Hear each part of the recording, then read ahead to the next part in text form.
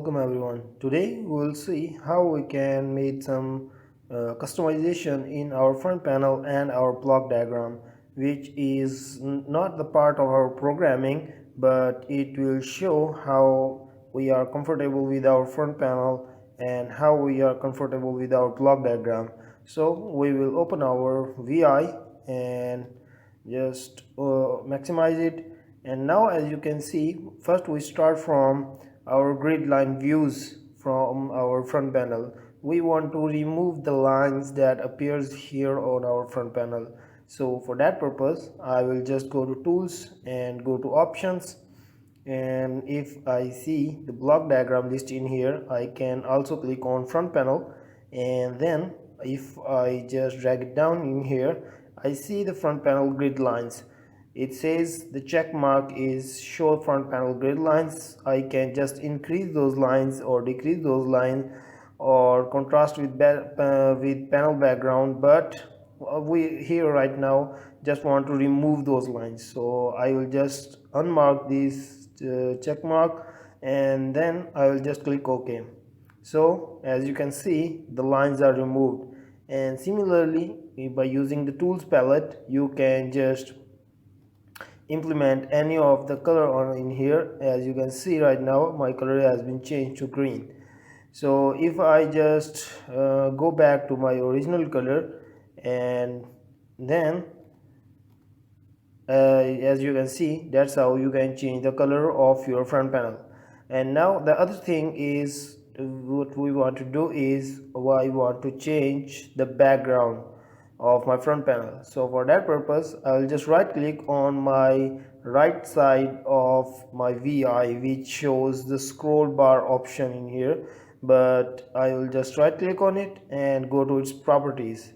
And in properties, I will click on the background, and there I can choose the defined backgrounds by LabVIEW.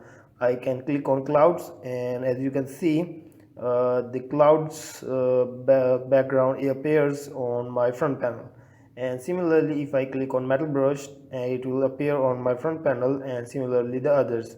I can select cloud, or I can browse my find or my downloaded or whatever I want to place on my front panel. If I click OK, as you can see, it is showing me the background of what I want to show. So I can select it to tiles, or I can select it to stretch, which will blur because it will be stretched to whole front panel. I can center it to at one point, but I'll just go with the tile. So that's how you can select user defined, or you can select defined by the LabVIEW, which I use most probably use clouds mostly. So I'll just press OK, and now I will go and place some of the controls to show the function of these palettes, these objects, these things that are presented in here. So for that purpose, I will just place a few controls. Let's say numeric controls and booleans, and I can just say LEDs, and similarly I can place some string controls, and then we have some indicators. So to show some indicator, I will say I will have string indicator, and for the numeric I have a numeric indicator. So we will just separate the controls and indicators to show you the working of these palettes. So now to separate and align the functions, right now I have these two numeric controls. What I want is I want to align these numeric controls. Similarly, if we have many numeric controls or indicators, I want to align them. I will align with the left edges.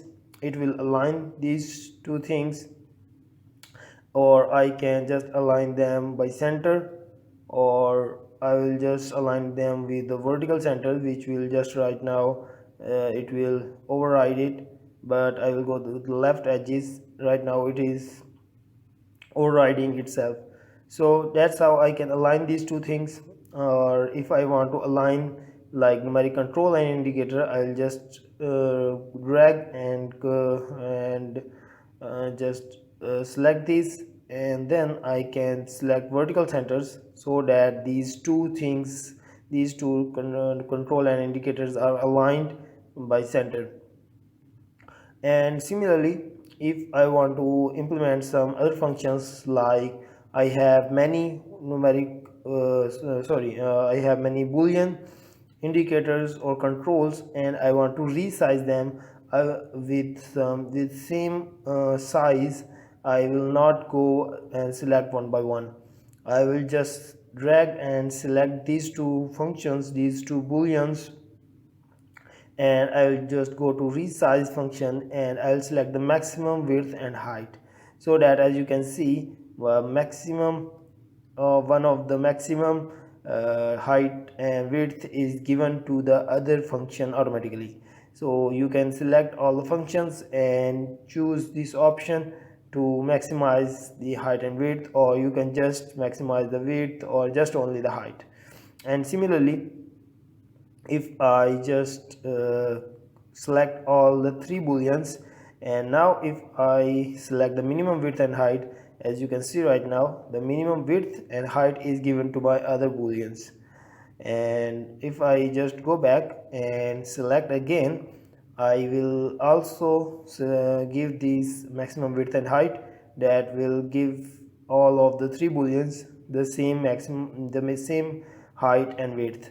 So I can just align them again to the left edge. And then the next thing is, if I have the objects with some distance that is not defined, and I want to place them with defined distance between them, then I can just select them, and then I can select the vertical gap, which shows me that the gap between these two and the bottom two are same.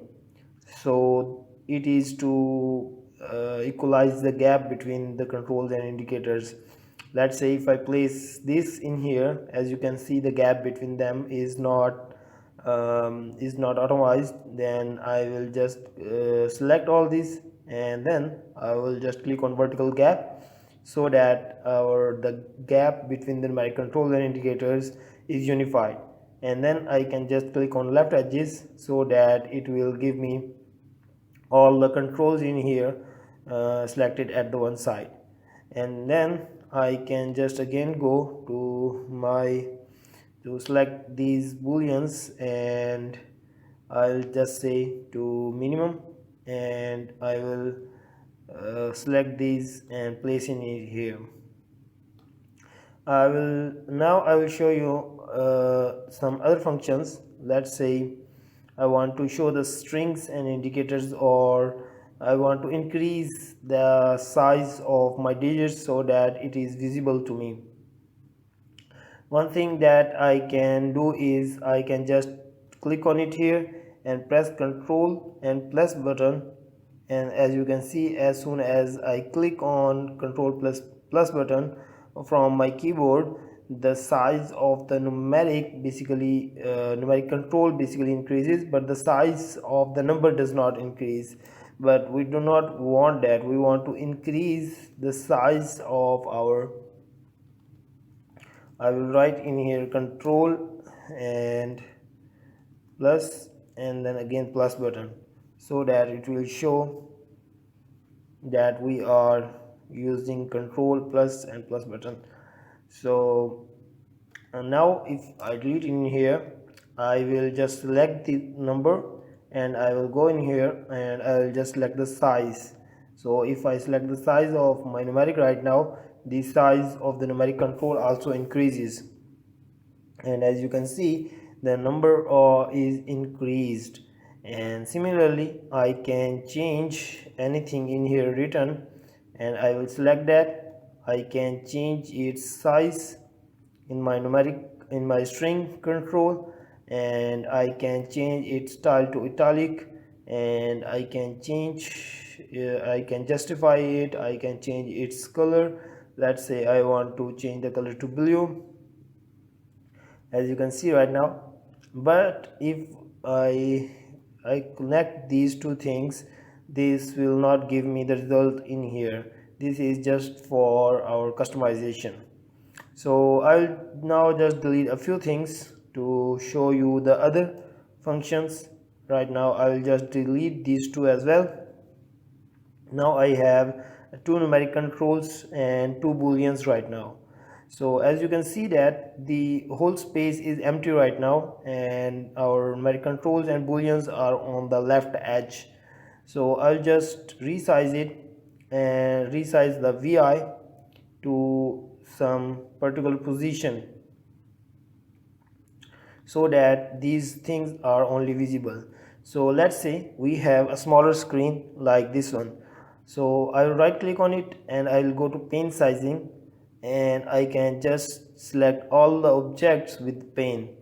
So right now if I just if I go and restore down, or I will go and maximize my screen, all the functions and controls and indicators change automatically its size to fit in the screen, so that if your program is sent it to some is run on the large LED, then it will automatically be resized to some visible values.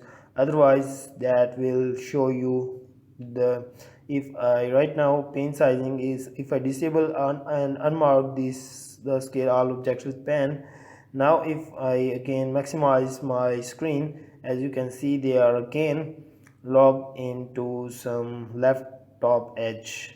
So I'll just again bring all these functions in here, and now what I want to do is I will go on to my block diagram, and I want to show that I will do some other functions. Like if I do tools, and on my block diagram I can just again show grid lines or not. If I press OK, as you can see grid line also appears on the block diagram. But we can also remove these grid lines by uncheck it and press OK, and then again they have the similar functions that we saw on our front panel. The next thing is now I have made, let's say I have made an application, and I don't want my application to move these numeric controls from that place, or I want to just group these two together so that if one object moves, the object moves automatically. So I'll just select those two numeric controls and I'll group it. So now if I drag one of my numeric control, the other is moving itself. So similarly I can, if I click on it here, and I will just go in this function and I can just click on group, and similarly again if I move any of the function, it will move the other function automatically, but their functionality is on itself, which means they are independent of their functionality, but their movement is dependent on the other. So now I don't want to just relocate them, so I don't want them to move anywhere even if I try to move them.